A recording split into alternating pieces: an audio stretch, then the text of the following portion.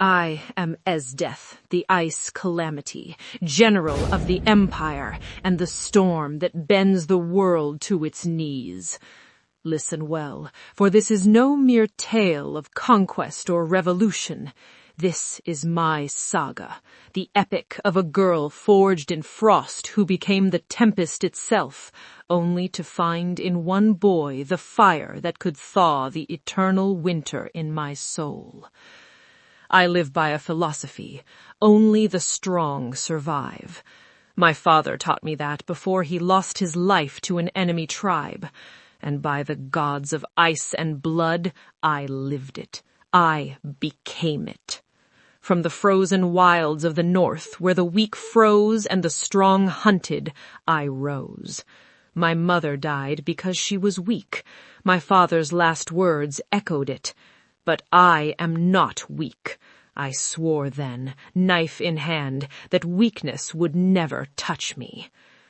I soon became general of the imperial army.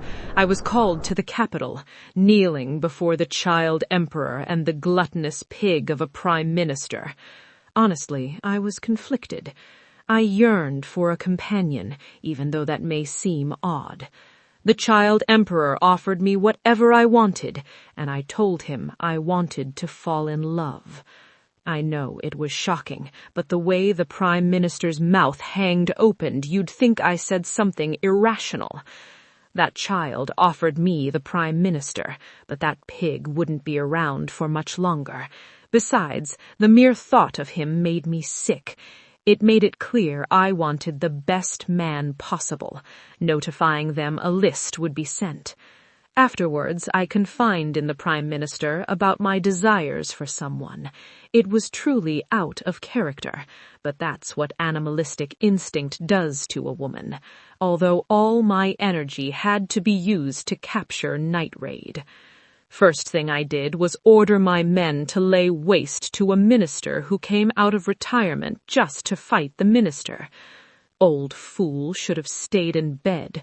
Night Raid posters flooded the scene, minister's handiwork. Everything was going so smoothly that I found myself standing over the graves of my comrades once again.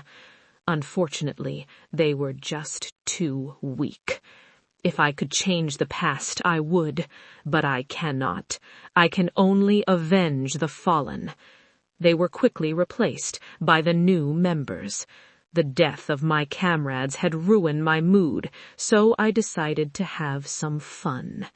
Yes, they did not disappoint. That day I formed the Jaegers, my elite pack.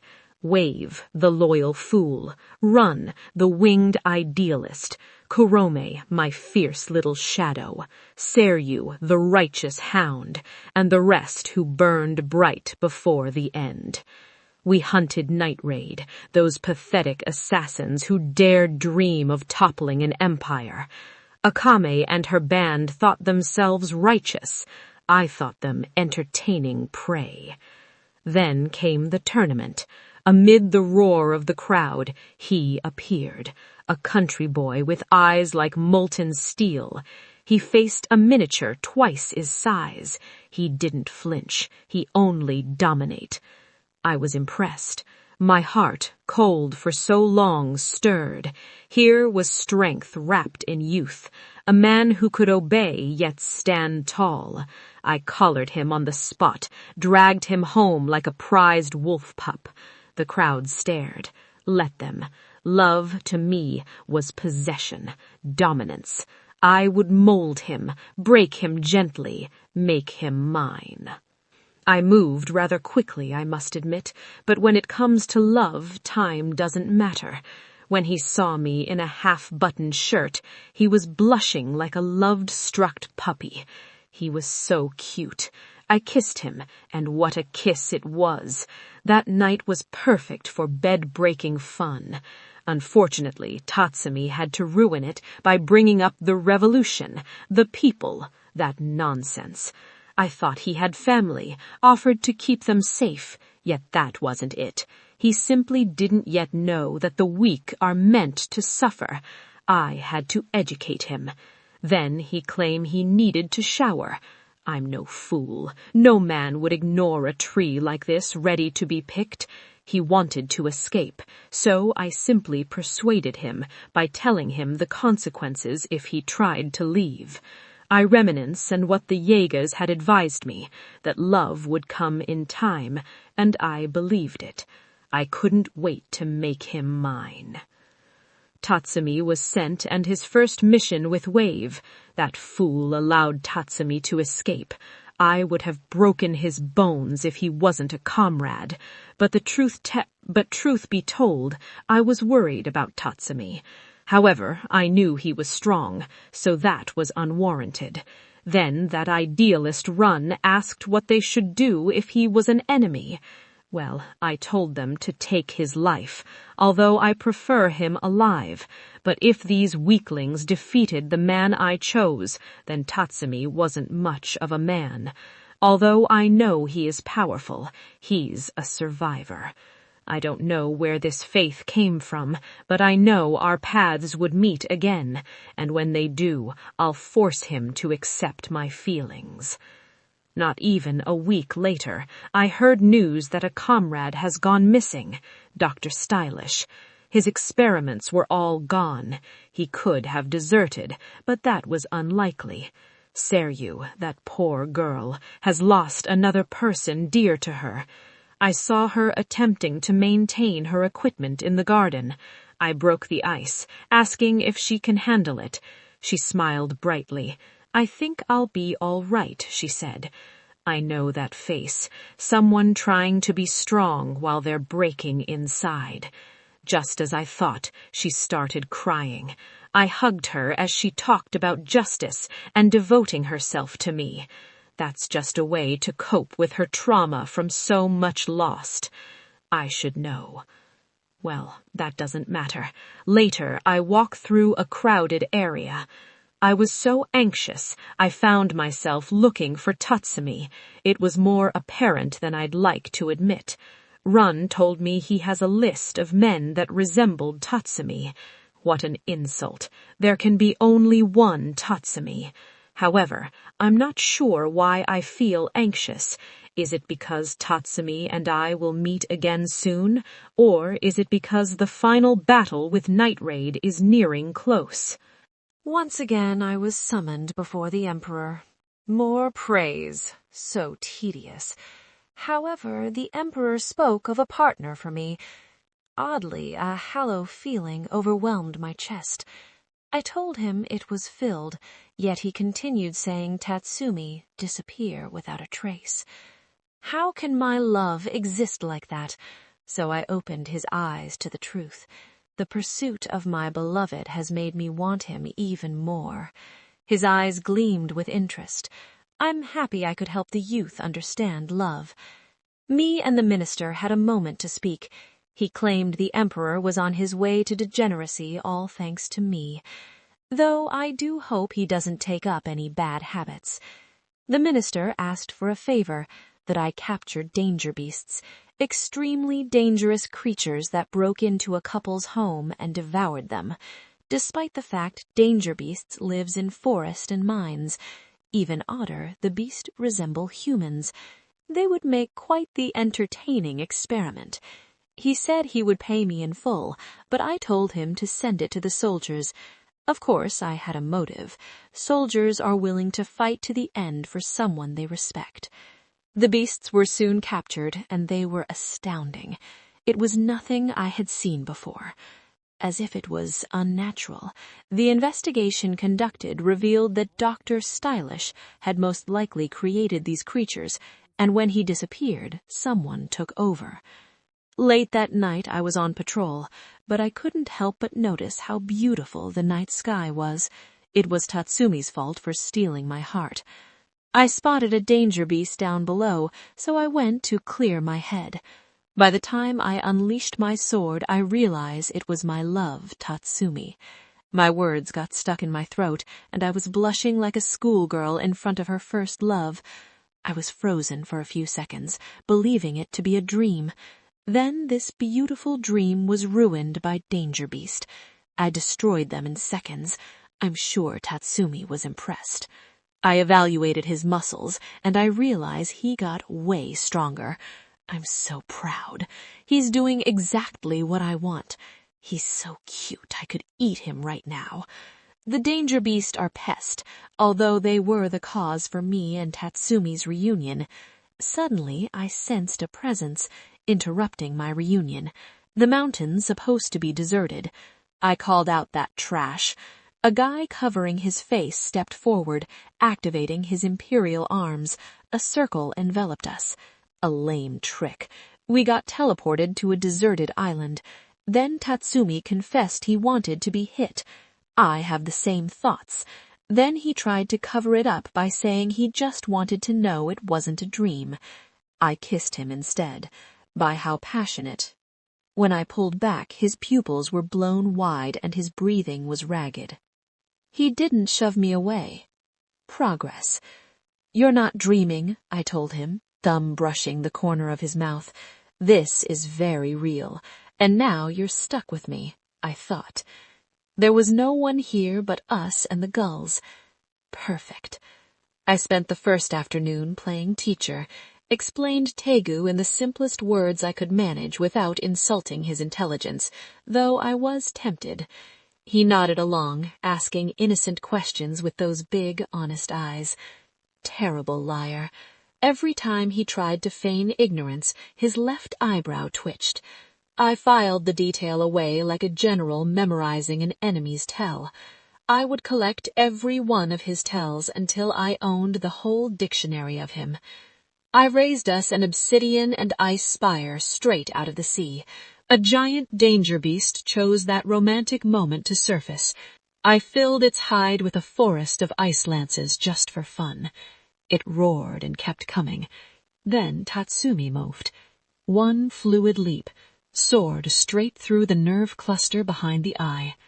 The beast collapsed into red foam. I watched the whole thing with my arms folded, smiling so wide my cheeks hurt. When he landed, breathing hard, looking every inch the beautiful, reckless fool, I couldn't help myself. Night fell properly, stars like spilled diamonds, warm breeze, no Jaegers, no prime minister. No war. Just him and me and an entire empty island. I leaned close enough that our shoulders brushed.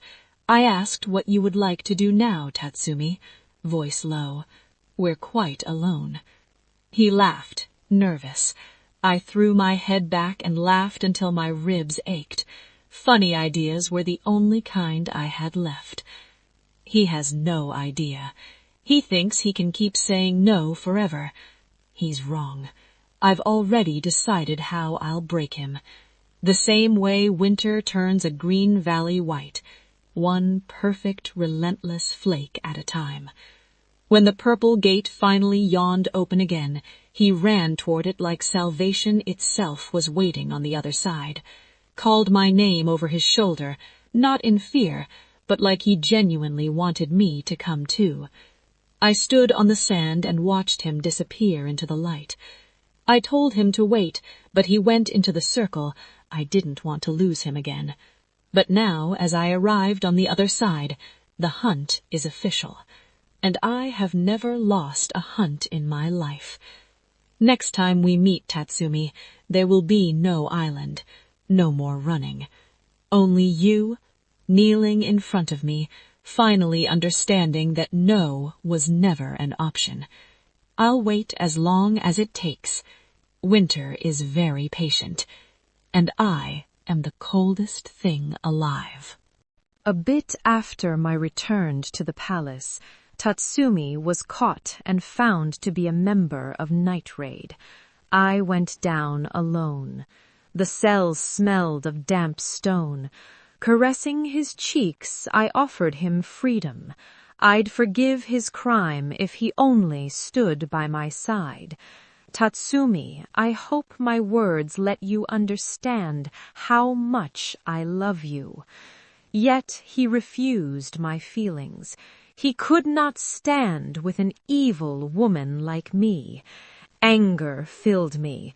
I placed an ice spear near his throat, wanting to see his resolve. He did not waver. I knew then he would not stay by me, not willingly. I hugged him as this would be our final goodbye.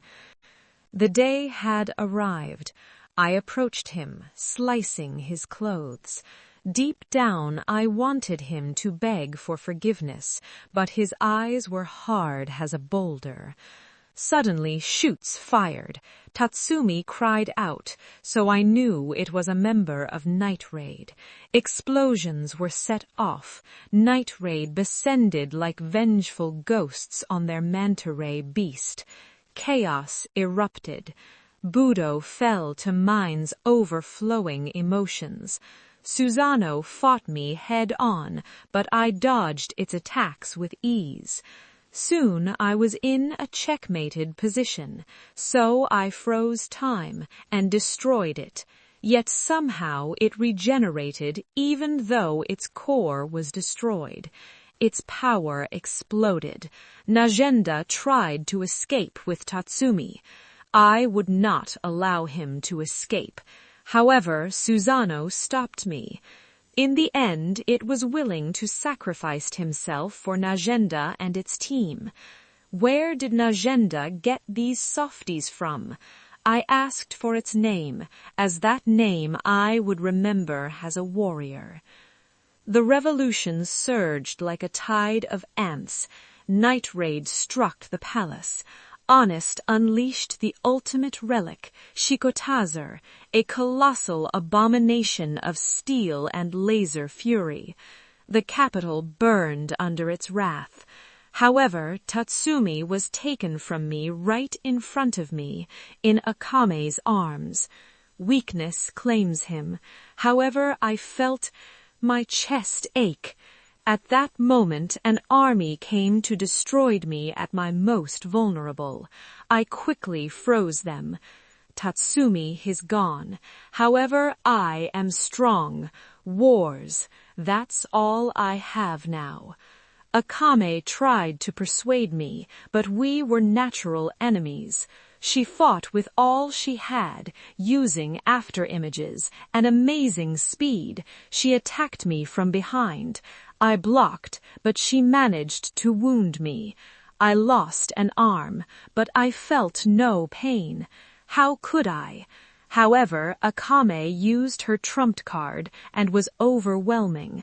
I had no choice but to use time freeze. I stabbed her, but it was an after-image. I looked around. Time started to move. In one blow, it was over. Poison racing through my veins, I staggered from the battlefield. I knelt. I cradled him. "We are together now," I whispered, tears freezing on my cheeks. With the last of my power, I raised an iceberg around us both. Eternal. In my final heartbeat, I understood. Strength is not cruelty alone. Strength is the fire that refuses to die. I had feared weakness all my life, and in Tatsumi I found a greater truth. True power is loving so fiercely that even death cannot part you.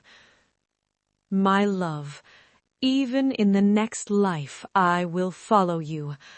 I wish in the next life you will love me the way I love you. This is the end, Tatsumi. Thank you for those happy memories.